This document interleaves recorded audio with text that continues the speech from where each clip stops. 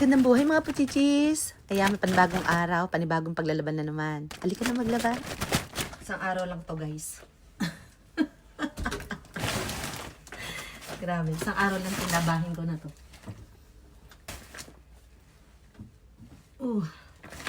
Pagkatapos maihaw ng nilabhan, ede, magsalang na naman.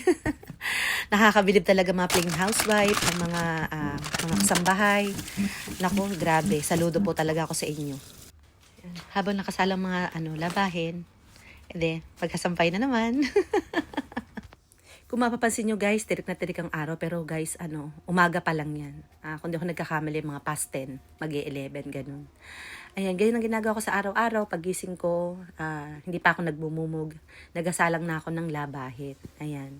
Bakit kamo? Sa isang araw kasi, 3 times ako nagasalang.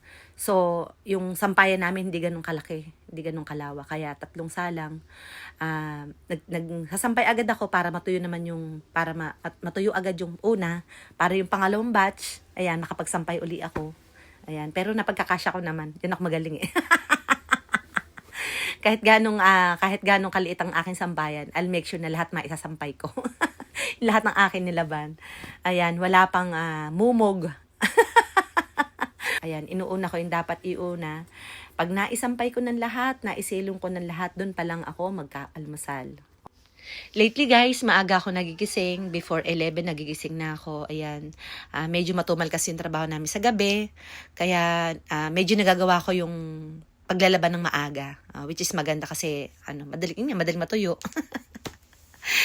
Ayan, pero kahit maaga naman ako nagigising, hindi ko pa rin guys matatapos ang isang araw para magawa ang lahat ng gawain sa bahay. Hindi po talaga.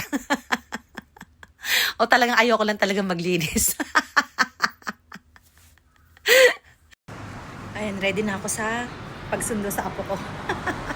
Takpan mo natin ang ating mukha at napakainit guys, grabe. Grabe ang init.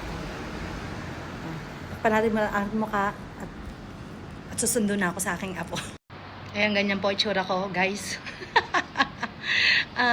Halos mata lang ang kita. Ayan, mainit kasi. Sobrang init guys.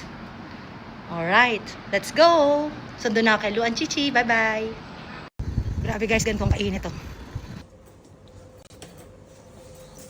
Ay, eto na po, nasundo ko ng bulilit. Nandito na po kami sa bahay. Halika na! Ay, ready na tayo pumasok sa gabi.